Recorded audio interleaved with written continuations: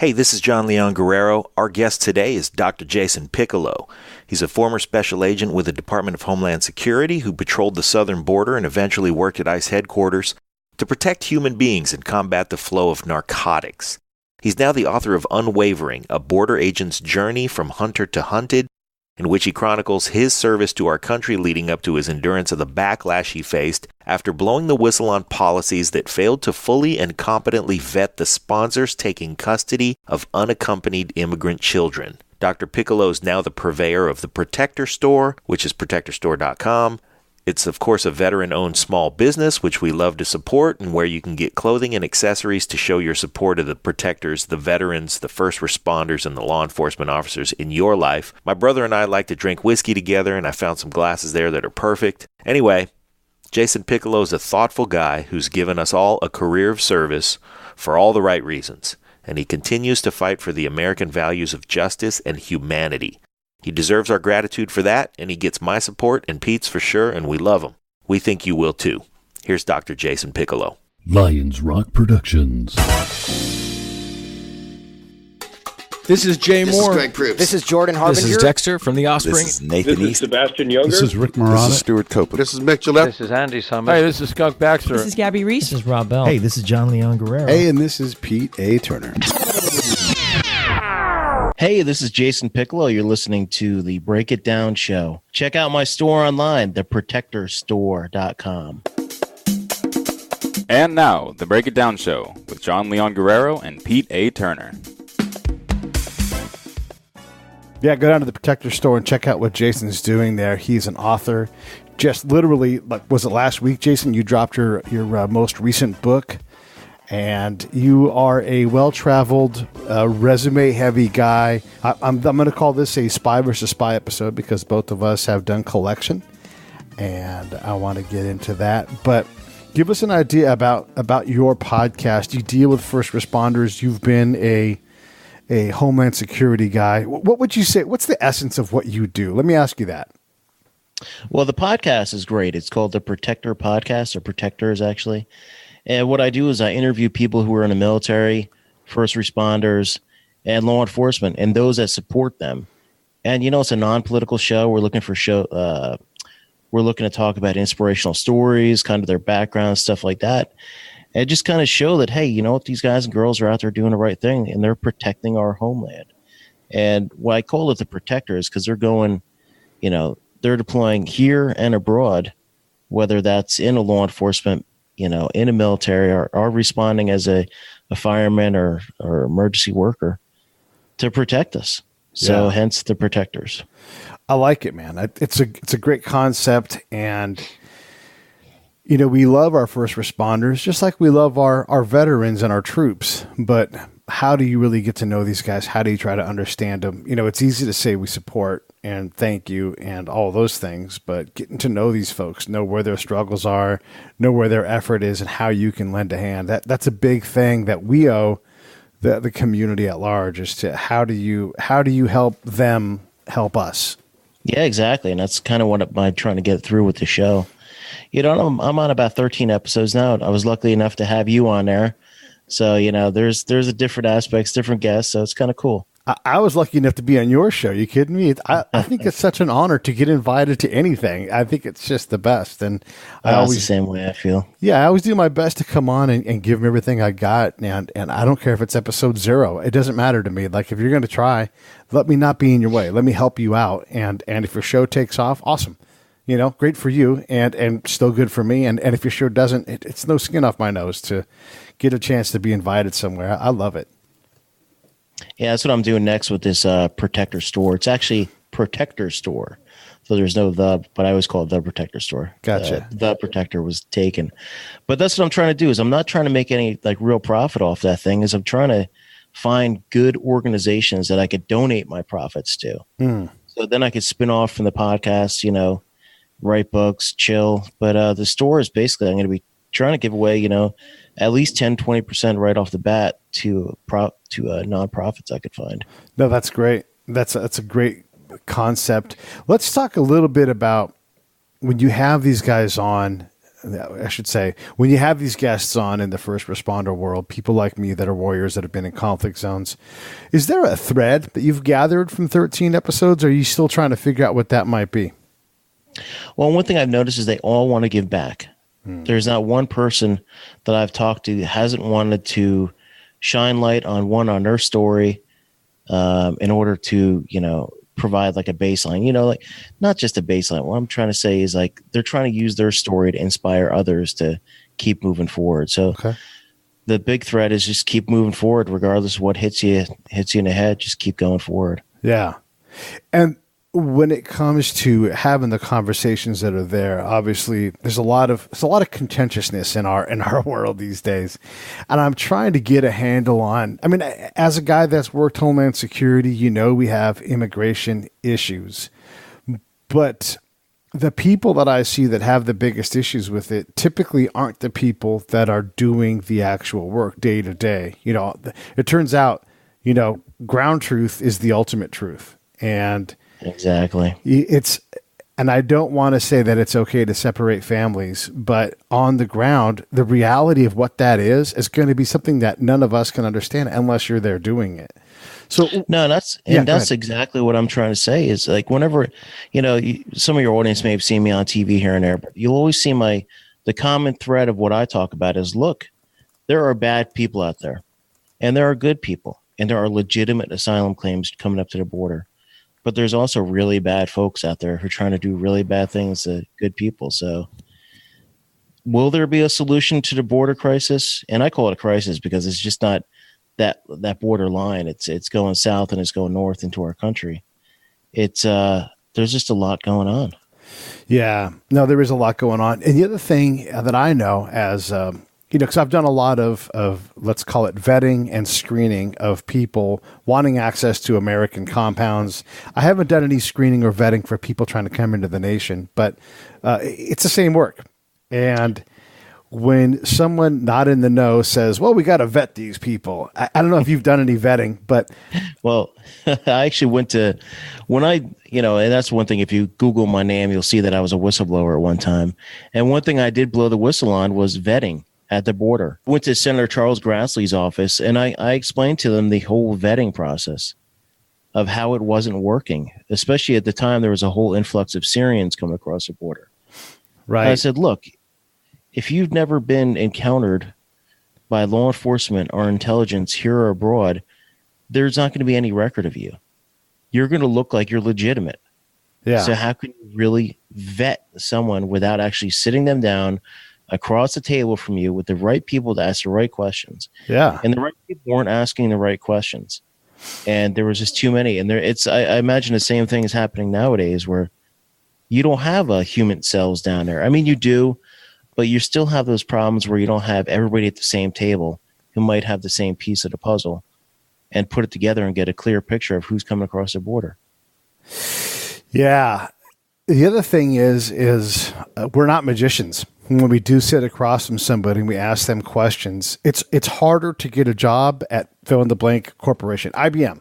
It's harder to get a job at Spotify than it is to go through a vetting thing. Like, yes, you're going to get fingerprinted and there's some other, biometric things, but there are way more interviews. Like the 6-part interview is a common thing in corporate America.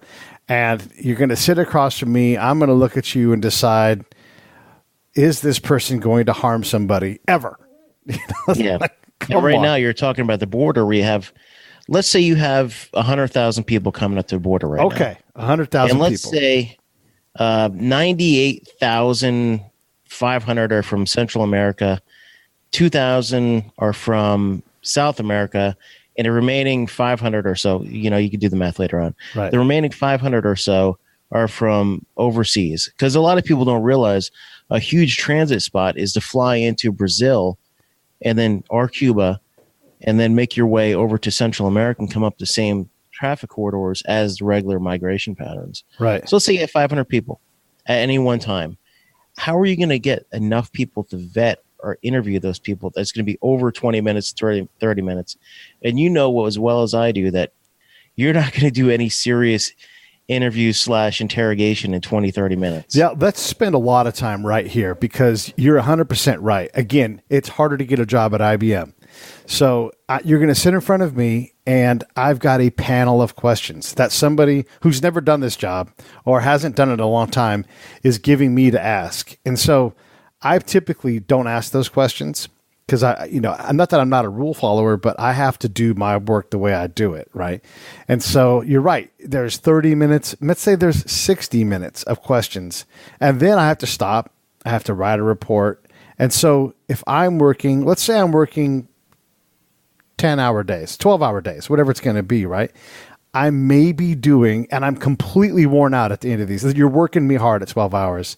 I may be doing 6 interviews a day. And don't forget, you're a government employee, so you're not working at 12 hours a day. Right. No, I mean, yeah, exactly. Yeah. I'm just, No, I know. I threw a wrench right in there. Well, that's the thing, right? It's like, oh, you're not allowed to work 12 hours or you quickly go into comp time and everything else. Yeah. So in 8 hours, again, you're not getting the 6 interviews if they're longer than half an hour. There's just too much because the report writing takes as long, at least in my experience, takes as long as everything else. Now, backtrack a little bit. You have 500 people coming in from 40 or 50 different countries, speaking 40 or 50 different dialects. Wait, they don't speak English? And then what you have to do is you have to get on the line, and then you're doing an interview based on, a telephonic translation on someone on speakerphone probably. Yeah. And then as well as I do, if you're going to speak to someone, you can't speak to, John from Syria the same way you're going to speak to John from Germany. Yeah. There's different ways to do interviews, especially when it comes to, let's say you're trying to hunt out a Muslim extremist. You're not going to come directly at them. You're going to have to work around, Yeah. So let's again spend some time here. Let's understand this. So there's this giant line of people out the door, and let's just say for round numbers, let's say I can reliably do 5 a day, with many days where I don't get to 5 because it's just logistically not possible. And there are no days when I do 7. Like that's just never going to happen. So I'm doing 5 to 6 interviews, and everybody's stoked about this. And there's how many people did you say in a month are coming up? No, we're talking a day. Oh, you mean 100,000 people? No, not 100,000. Let's say we're going to do 1,000 aliens from other than Mexican, other than Central American, other than South America. So say 1,000 a month. Right. Okay. So there must be at least 250 screeners because somebody's always going to be hurt. Someone's always on vacation. Someone's always having a baby. Yep. So you have to have 250 people at this one point of reception. Are there ever 250 people, screeners sitting around? No, not when it comes to when you're actually going to sit. You're lucky to have, a handful. Right. And I'm actually looking up our DH. We could, I'm sure you could post something online later on about how many aliens are coming in from outside of Mexico and Central America, South America. But the numbers are high. And that's one of the things I brought in. I said, you know what? And this was 2016. And they're like, well, what's going on down at the border? I'm like, well, you have the FBI, have OGA. Yeah. You have ICE, who has, trained intel people down there, but not everybody is on the same, how are you going to vet someone if you don't even have a suspicion of where they're coming from, what village, what tribe, whatever anything's coming from? Yeah, right. Than what they admit to you. And they all have the same cover story. Now, I'll give you a scenario. And this is one of the scenarios I put into my letter, into the email, because I was going back and forth with Grassley's office for a long time about other things. And I said, look, here's a scenario. Muhammad from a small Ethiopian village travels through a family associate. His end state, he wants to be in the United States. We don't know if he's coming here for bad means or good means. All we know is this is the story he says. He says he goes, he meets his family friend. They bring him to an embassy. He gets a travel document. A lot of times it's not legit. He transit from Ethiopia via smuggler or via family friend to Dubai. And from Dubai, he goes to Brazil. Now, Brazil is where he hires another smuggling group. This smuggling group brings him up with other associates from all over the world to Guatemala, and they get connected with another smuggling group that's going to transit them up through Mexico. Now, they all know they're going to get apprehended when they get to Mexico, and they're going to be given a transit visa in Mexico to get through the country. Now, a lot of people don't realize that Mexico gives out transit visas. That visa gets them to the U.S. border, and that's where they turn themselves in. They don't try to sneak in. They just, hey, you know what? I'm here to claim asylum or whatever. Now, when they're interviewed, they say that their mom, cousin, uncle sold a car to get $20,000. This is a common theme. They sold a car to get $20,000 to pay for that trip from their small village in Ethiopia to get to the United States.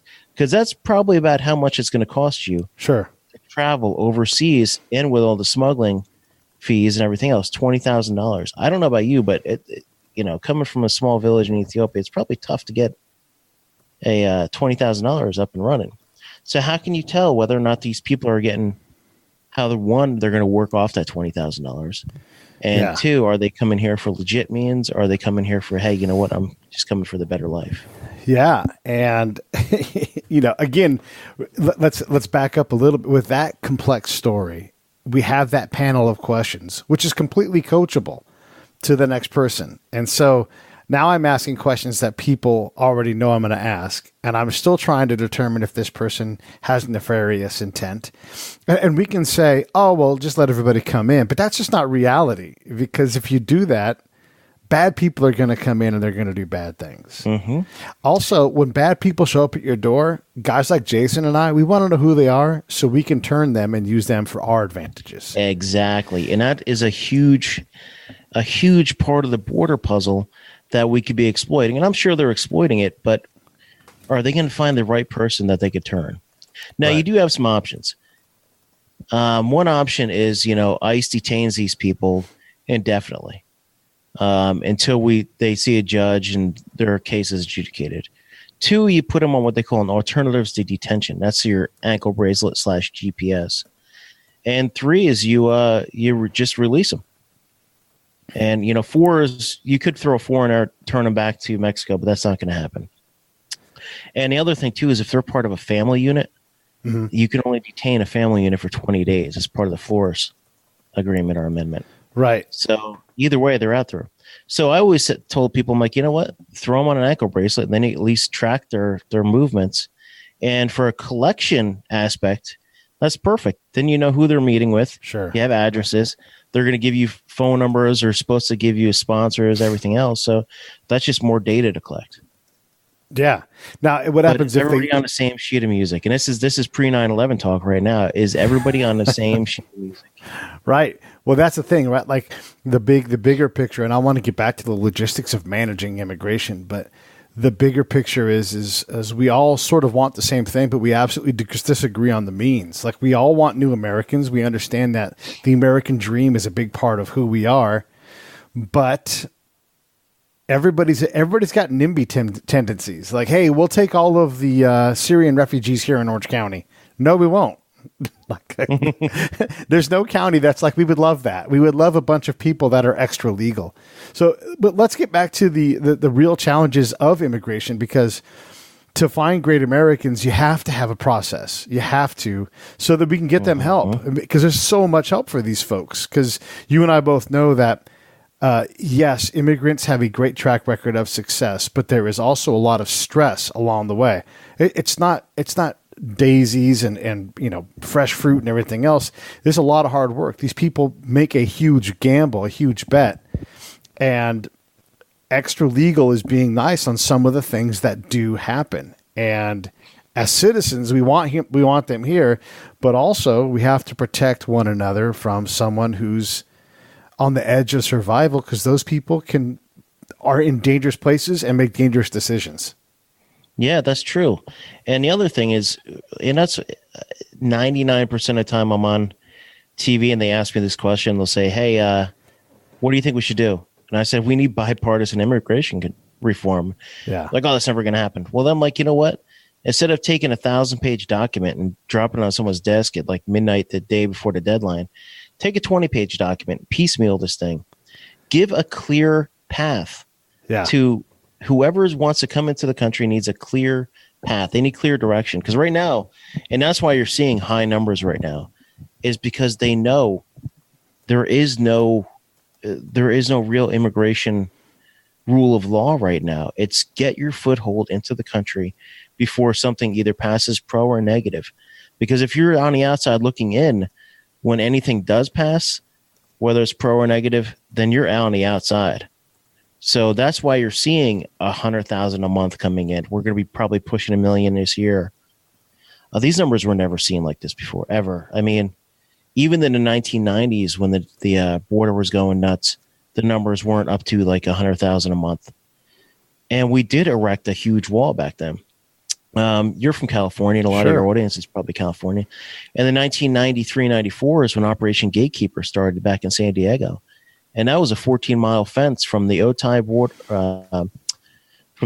border, Otay Mountains down to the Pacific Ocean. That's 14 miles. Now, before that, all the traffic that was coming up, and by traffic I mean migration patterns, was running up the 805 and the 5 highway. Yeah.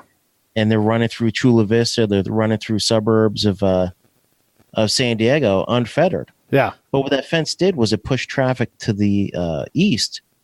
And then you'll notice that not only did it push the traffic, it brought economic prosperity to the town of Chula Vista, right, which is a suburb of San Diego. Now, Chula Vista had erected thousands of houses, brand new homes in the 2000s, because there was no more migration traffic coming through those neighborhoods.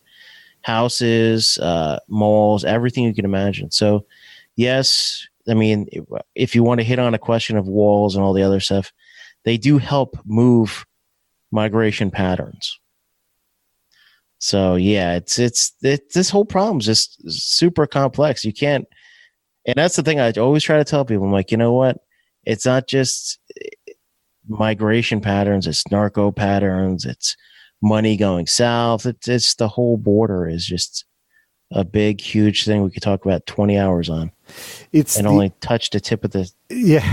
Yeah, because we're still back there with a line out the door longer than we can process each day. Yes. 5 to 6 people. Again, of those 5 to 6 people that are on staff as vetting people that are federal employees, one of them is going to be sick. One of them's going to be having a baby, and so that line is basically never ending. So now you create the situation where people are incented to not go through the system. They're incented to find a way around it because we haven't created the capacity to receive all these people. And again, that's when they get in, they tell their story, they stick to their story, they get released, they're given a hearing date to see an immigration judge, and they just never show up. Right. Yeah. And at least if they had a tracking system on them, you can at least tell when they took it off. Exactly. Like this person ended up somewhere in Kentucky. Now let's do a little real world human here. Yeah, let's do it. Now we're talking just vetting these guys. Well, not vetting. We're just talking about them. Yeah. What about, collection? We could, nothing in this world, in the intelligence realm, actually in the criminal realm, happens without a human source. Right. Now, we could be recruiting sources all day long if you give them like a special visa, you parole them in. So we could have a human factory down at the border where we can get everything you can imagine. Yeah. To do collection for us overseas, after we quote unquote vet them. Yeah. Okay. So we have the ability to create sources and maybe shorten their timeline, because the other thing, Johnny Walker is a friend of mine and he was an interpreter. Granted, he's the greatest interpreter story that anybody's ever heard because he's become famous. He can pin a trident on his chest and all this stuff, but it took him 10 years to get his citizenship. Yep. And he has friends at the very highest levels of the government. Secretary Mattis, Secretary of Defense, he's not Secretary of Defense anymore, but he knows that guy's name personally because part of Johnny's portfolio ended up on his desk. So if you're not, he can't get in, right? Exactly.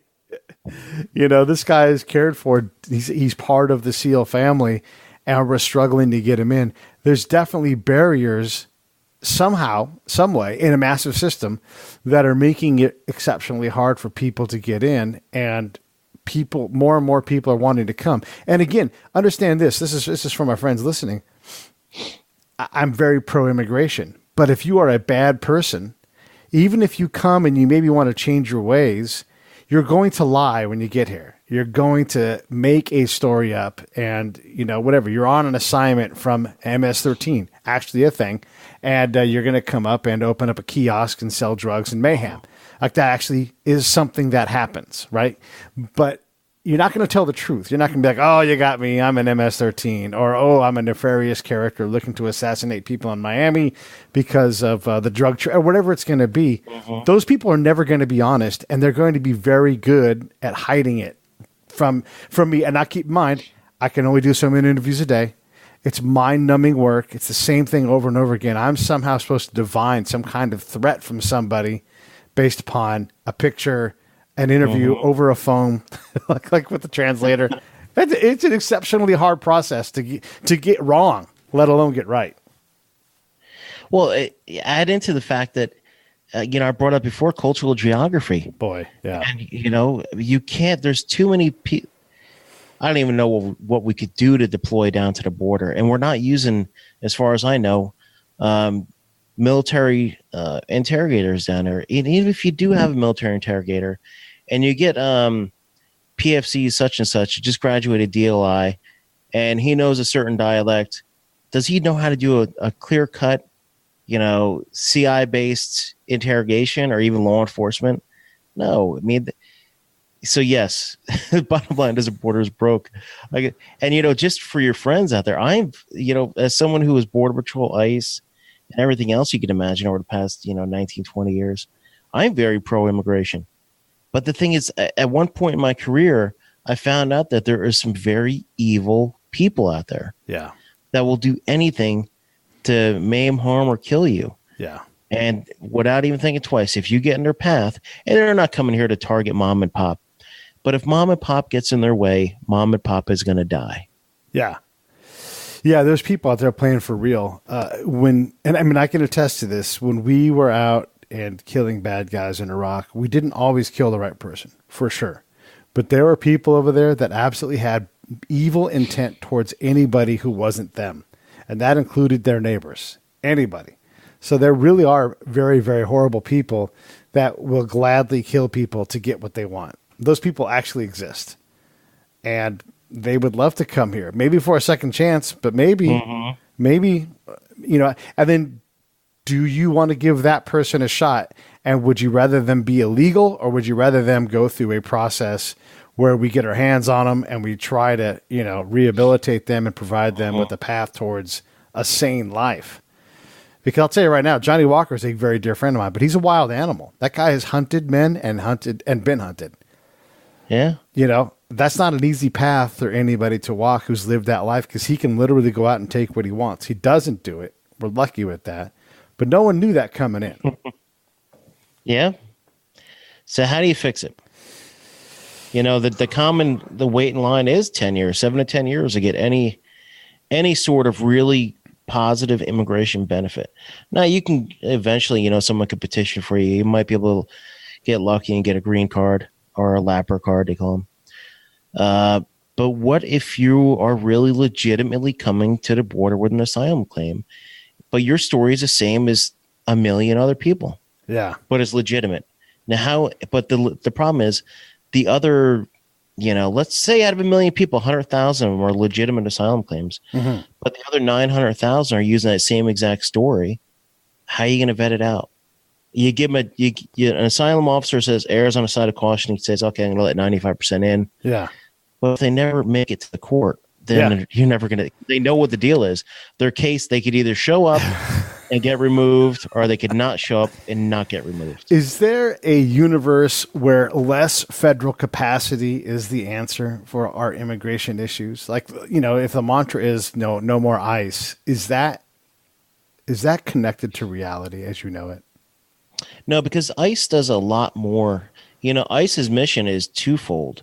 I mean, I should actually say there's two branches. You have enforcement and removal operations, who does all immigration stuff, including repatriating aliens back to their native countries. They're the ones that go out and arrest migrants with final orders removal, fugitive operations, etc.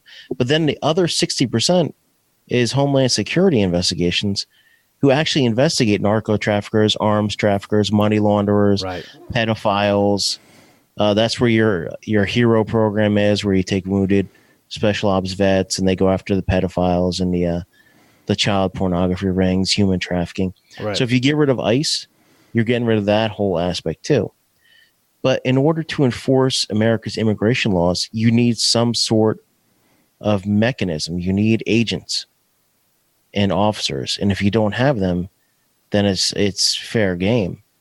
And then if you can't go to the states and say, hey, go enforce our complex immigration laws. And, oh, by the way, we're not going to give you any funding and we're not going to give you any jail space or anything. Just go do it. Right. It doesn't work that way. This episode of the Break It Down Show is brought to you by Lions Rock Productions. That's us. We publish, evaluate, and develop podcasts just like this one, consult others to build their own, and create associated content and content marketing strategies. So if you're launching or expanding your social media presence, your business or your personal brand, or if you just want to take your media presence to the next level, Reach out to us on Twitter at P. Turner, or at JohnLG69. at the Break It Down Show. There's 1,000 ways to get a hold of us. Now enjoy the show. And we're not going to give you any jail space or anything. Just go do it. Right. It doesn't work that way. Yeah, crazy. When you really dig into like how complex these problems are, it's not. Have you heard anybody putting out a comprehensive policy that makes sense? We're going to ignore stuff like get rid of ICE because obviously it's not well thought out. I mean, unless they're for child pornography. Who's got the way ahead on this? Nobody. I haven't seen one side, because the thing is, in order to have a way ahead, you have to meet somewhere in the middle. And I'm a huge proponent of saying, you know what, get a whole bunch of people that have that ground truth into the room.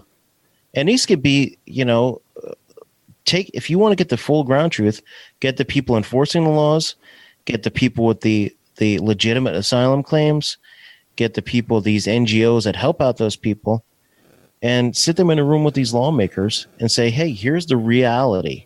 But you can't go down to the border and take a 15-minute photo op and then think that you're going to go and solve the border crisis or the immigration problems. They're just, and everything's so political now, so nothing's going to happen.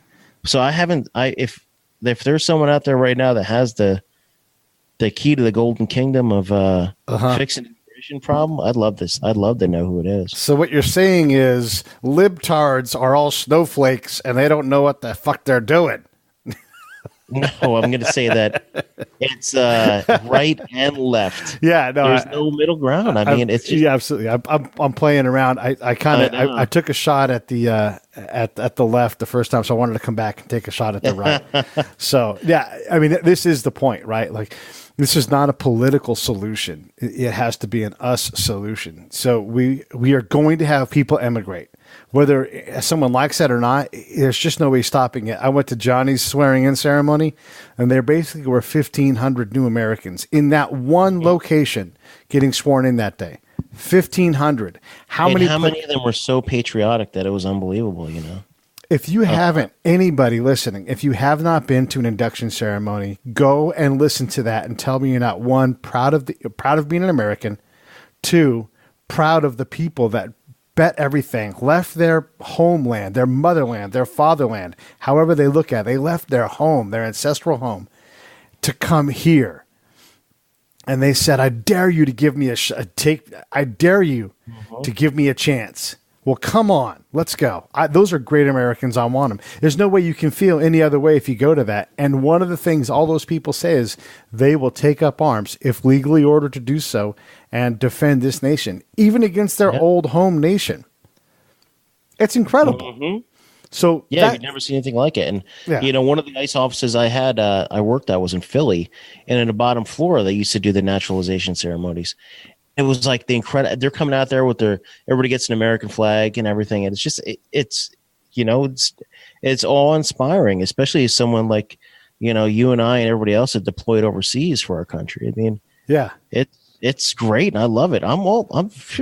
You'll find out a lot of people out there who are enforcing our immigration laws are actually very pro-immigrant. Yeah, that's the thing. Is like people want to assign you or me or somebody else a stance on this. It's like you don't know my stance, because I will tell you that the 1,500 people getting sworn in, absolutely the biggest roar was from Mexico. They had the biggest crowd, but the next biggest roar was for Johnny, and 85% of that crowd were SEALs. Mm-hmm. And if SEALs are a bunch of right-wing, kind of guys that hate immigrants, then why are they at Johnny Walker's ceremony? No. Why are they clapping, and several of them, including me, tearing up at what was happening there if we all hate immigrants so much? So instead of worrying about who hates immigration, let's understand how complex the problem is, how valuable our immigrants are to our nation. And if you want to talk about laws, the harshest laws against, I shouldn't say against, but the strictest enforcement laws were made in the 1990s under Bill Clinton. Yeah. I mean, that's where Gatekeeper came in. That's where I think it was IMAC 96. Mm-hmm. Elian Gonzalez, remember the little 5-year-old kid that we had to send a SWAT team Cuba to deport? Yeah. I mean, so everybody's been on one side of immigration. They've been on both sides of immigration. It just depends on which way the politics flow. Yeah, it does depend, right? But you and I bet you, 9 out of 10 people we talk to could probably say, hey, you know what? We should fix it.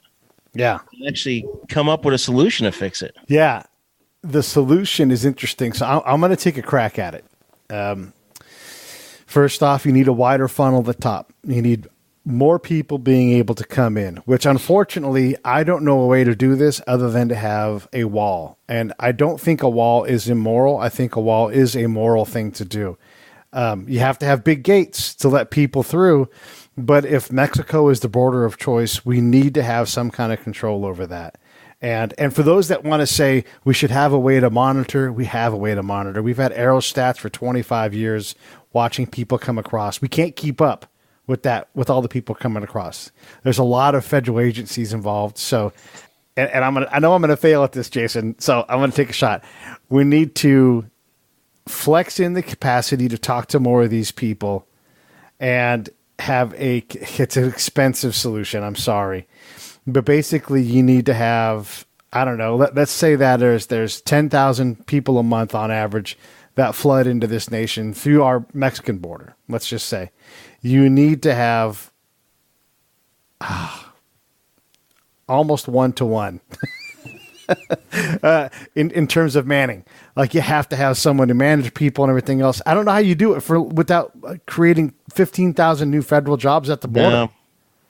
There's just no way to do it. There's no way to do it. Well, you brought up a good point about the wall, and I always say this about a wall. It would have to be 2,000 miles to have the whole border fitted with a wall. It's just not practical. Yeah. But if you put it up like you do in the San Diego's, you put it up in certain areas, the funnel traffic, because then you could focus your technology and everything at those bare spots. Right.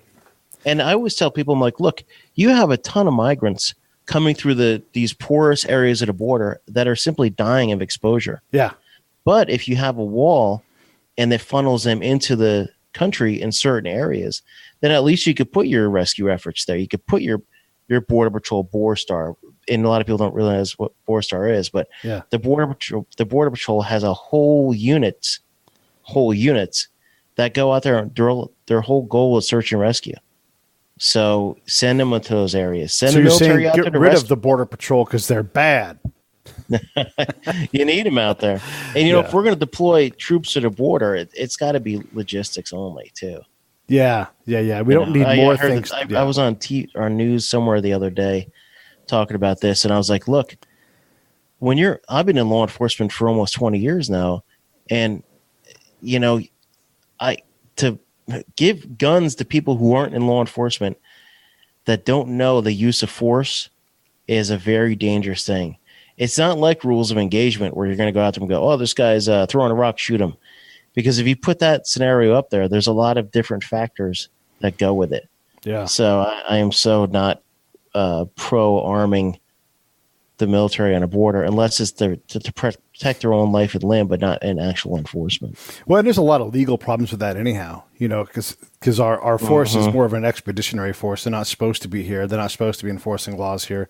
And when they do, it's supposed to be the Guard or the reserves that do something, under the governor's control, not the president. Yeah. So, then you just get more people peeing in the pool. The pool doesn't get clearer; it gets worse.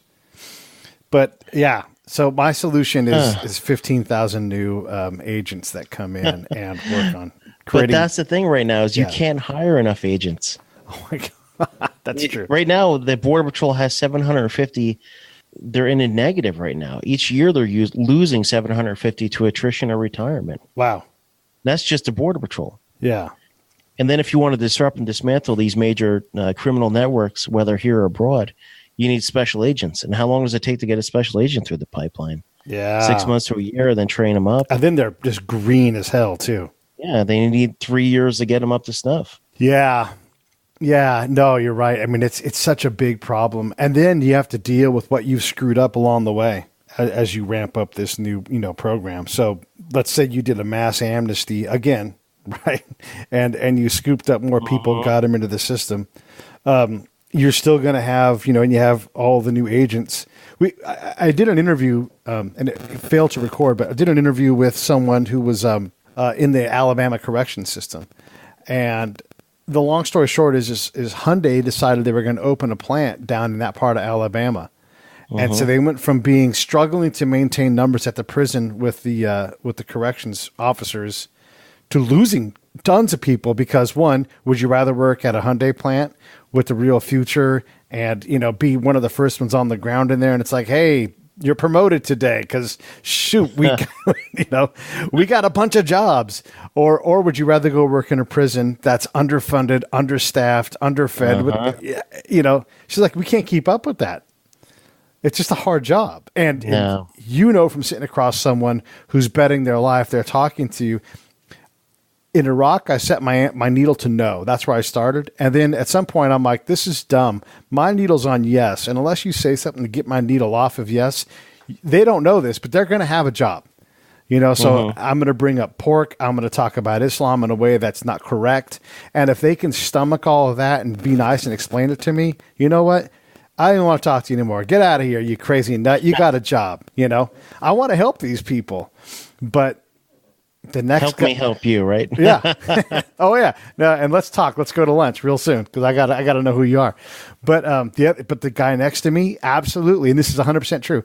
The guy next to me was like, nope, has ties to Taliban. He's fired. Like, what are you doing, dude?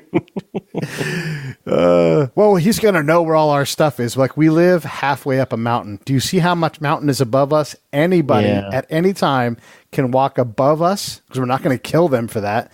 They can look down and they can. Oh, by the way, this is their land. Come on. It's so crazy. So one thing that we've learned so far is that the border's broken, immigration's broken. It can be fixed, but it's going to take a huge, bipartisan ground truth solution. Mm-hmm. And we're going to need tons more people at the border. We need real vetting. We need real human. Because I tell you what, finding real collection assets, you're going to find one or two people that know what they're doing per group, but out of a group of 10 people, just as well as I do that, not many of them are made of the right stuff to do that collection. Yeah. And that brings me to a different point. That's a point of contention for a lot of us. And by the way, I want to let the folks out there listening know, because you guys are my friends and I know you'll appreciate this note. Before we started, Jason's like, let's try to not talk about immigration. So, and then we just talked about all immigration. But I think we talked about it in a healthy way, because that's what we do, is we illustrate what the ground truth is on this show a whole bunch. And it's not as simple as if the moment politics is brought into immigration, I know the person isn't talking from a point of having understanding of what the fuck they're talking about. It's complex. So same thing with school shootings. You and I have counterintelligence backgrounds, spy versus spy. You and I both know that were we to surrender a little bit of privacy, we absolutely have the resources to identify, with the fairly good measure of accuracy. Will there be mistakes? Of course. But if we're talking about saving kids' lives, we could absolutely turn on the machines and do a better job of parsing through who's struggling with reality and considering and grabbing a gun. What are your thoughts on turning on our enormously powerful algorithmic searches that would help us to identify young people struggling or anybody struggling with reality and considering grabbing a gun in any mass shooting? Well, it's funny that you brought this up, but I was actually talking to one of my friends yesterday about school shooting, arming teachers, mental health. And I'd say probably how many of these kids that go out and do the shooting have a mental health issue and are on some sort of antipsychotic, antidepressant drugs. Yeah. And then the thing comes down to arming teachers and, everything else. But let's say they are legally able to purchase a gun. Let's say this kid's 17, 18 years old or 18, and he can go and buy a gun. But if mental health never reported him and he has no criminal record, it always comes back to that old adage. If you've never been encountered and you've never been reported, then he's going to get that gun. But if you turn on that mechanism to find out what drugs people are getting prescribed, right, what kids are getting, and then follow that thread down to what mental health provider they're seeing, it's a slippery slope.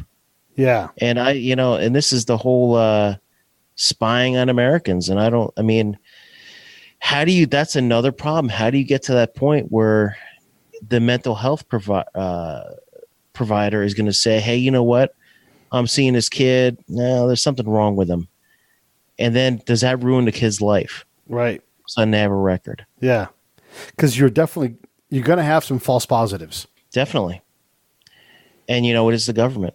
So yeah, the lowest bidder is going to be out there, following up on some of this stuff. And I want to say this out loud too, so people can understand when things like security and intel are farmed out to a contract company, and understand that has to be the way, because we don't want the government to be that big, and they're not good enough at it. That contract company at the highest level does not give two fucks about the capacity of the person sitting in that intel chair. I have been that guy sitting in the chair. Nobody cared if I did my job. My job was to be in a chair for 12 hours a day and not get into trouble. And that's your contract. That's my contract. They have to, okay, let's say your contract says you have to have, because when I got back from Iraq, I worked in one of these locations where they hired tons of quote unquote intel people for collection. Yeah. You have a reservist who the only training they have in intel, it was their A school or their advanced school after basic training, and then all of a sudden they're now making $150,000 a year because we needed intel people back then for a contract. Right. So, and that's the kind of people you're going to get. So you can't farm this stuff out. Yeah. You can't farm it out successfully, but you have to farm it out. And so the person who's we're looking for crazy, the kind of crazy that's going to shoot up a school, you are going to have some absolute heroes in there trying to do the right thing. And you're going to have some absolute people that are overwhelmed or don't care or can't care or going through a divorce and, or are trying to be superheroes and overplay their hand, and everybody becomes a criminal and they start pushing. So like these are really hard problems to solve, but going after, and I'm not saying that having better gun control is not a great idea, but going after guns in any kind of way means constitutional amendments or ignoring the Constitution, which is a dangerous thing. And it also completely ignores the planner's advantage. If I wanted to kill 250,000 people, I'm positive I'd come up with a way to do it. Yeah. I don't need a gun. And then, but we do have one thing I wanted to touch on was this arming teachers. Okay. And now I know a lot of, what is your rules of engagement? What's your use of force continuum?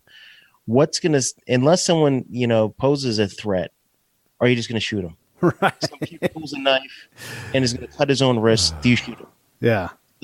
Some kid's having a bad day, picks up a rock, wants to throw it at a teacher. Do you shoot him? But we also have how many hundreds of thousands of veterans out there and how much resources to hire armed professionals, trained people to come into a school. Right. But all these pet projects where they could take money of and pay, 2 employees $40,000 a year for an $80,000 a year budget to protect the school. Yeah. Because like you said before, there's always someone that goes on leave or whatever. Sure. Yeah. Someone always blows out their knee or whatever it is. And let's understand that paying someone $40,000 a year to be a watchdog for your kids is not going to get you a quality guy. You're not going to hire me to do that. You're going to get somebody. And then, now to backtrack to when you get off of the major thoroughfares, and you live in Orange County, which is a big county. Yeah. But if you're in rural America where a cop is making $18 to $25 an hour, and then you're hiring someone for $40,000 a year where the median income's $30,000, I'm just throwing out there as a number. Yeah.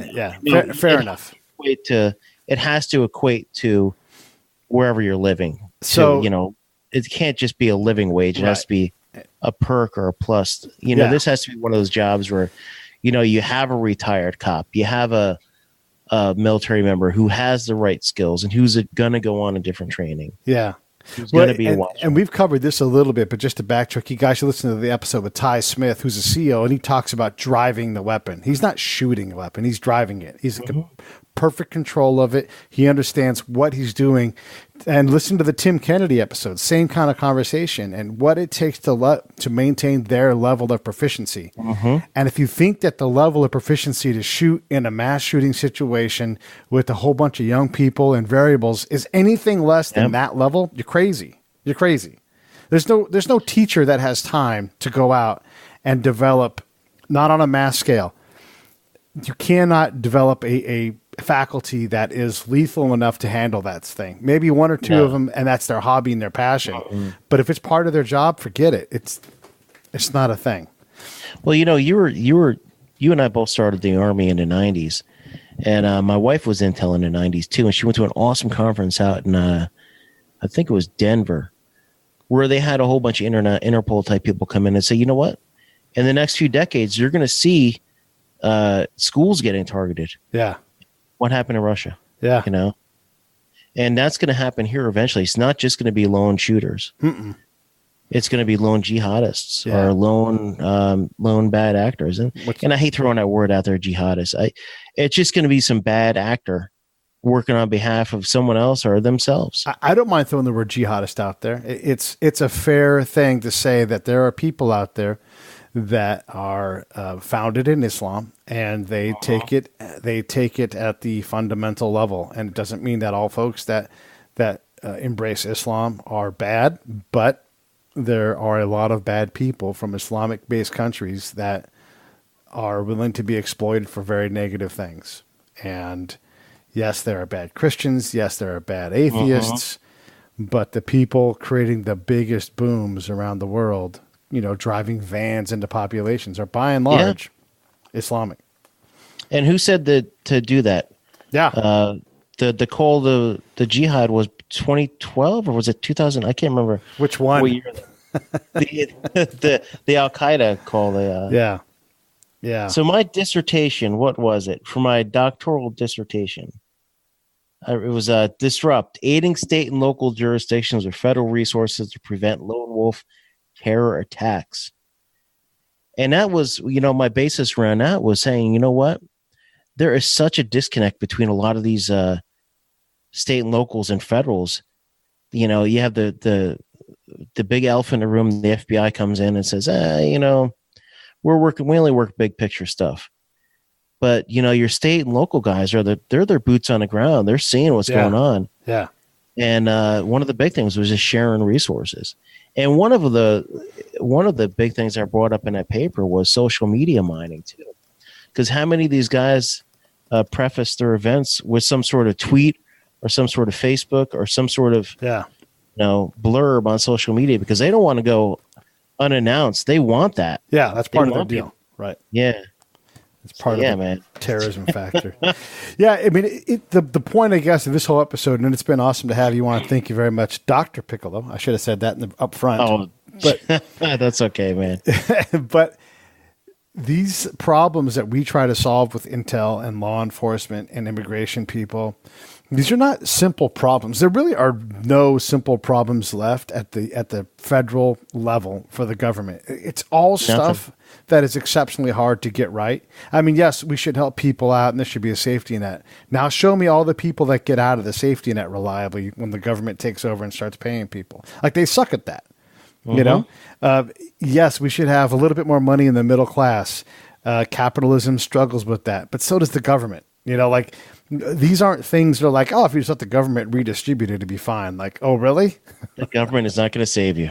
Yeah, the government's not going to save you. I understand the belief that we need more government. I understand the belief that we need less government. But we're talking about things that are very hard to solve, and they don't. And the answers don't come with all benefits. There's always negative benefits. I can fix medical right now. There's no problem. I can make a plan up that'll be significantly better than what we have. But everybody has to give up what they have now and be ready to take something that'll be comparably shitty on the other end.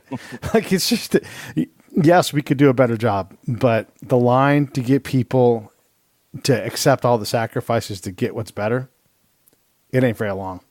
No. And, you know, these problems can be solved, but unfortunately, it's either they're going to take a catastrophic event or it's going to have to take something to get everybody back at the table. Because, you know, my viewpoint is this is, you know, there was always that wall between intel and law enforcement. That's hence 9/11. But what are we having right now? I mean, everybody needs a budget. Everything is so political. Nobody wants to work with ICE. Nobody wants ICE in their thing. But if ICE is going to be the ones out there finding these bad guys, man, I don't know. What are you going to do? I do not know. Because here's one thing people have to understand about ICE. ICE, anything that, let's say, Homeland Security investigations, which is HSI, part of ICE, anything that has an international nexus, they work. Yeah. Now, a lot of people don't realize they work so much narcotics because where does most 99% of narcotics come from? Internationally. Yep. Now, DEA has their international arms, but the DEA is domestic. So anything with that international footprint is ICE. And where do bad guys, terrorists come from? And we're not talking to white supremacists, you know. Yeah. Then all 9/11 guys came from overseas.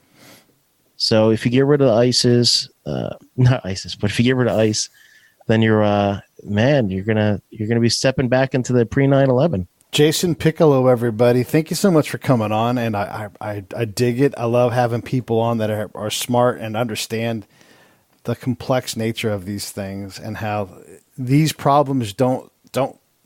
These are not werewolves.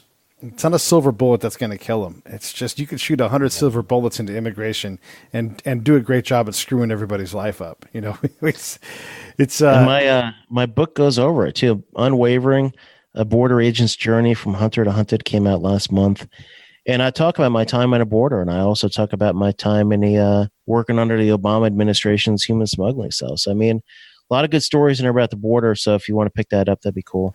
Where do you pick that book up at? Either Amazon or protectorstore.com. I'm going to tell you right now, buy it on Amazon.